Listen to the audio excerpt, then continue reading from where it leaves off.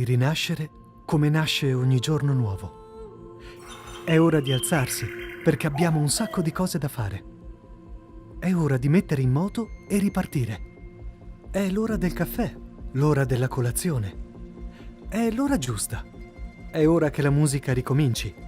È ora di riaprire le serrande, accendere le luci. È ora di far ripartire le macchine, di ritornare a produrre. È ora di costruire qualcosa di nuovo. È ora di sostenere la ricerca. È l'ora di mangiare con qualcuno. È ora di prendersi nuovamente cura di noi.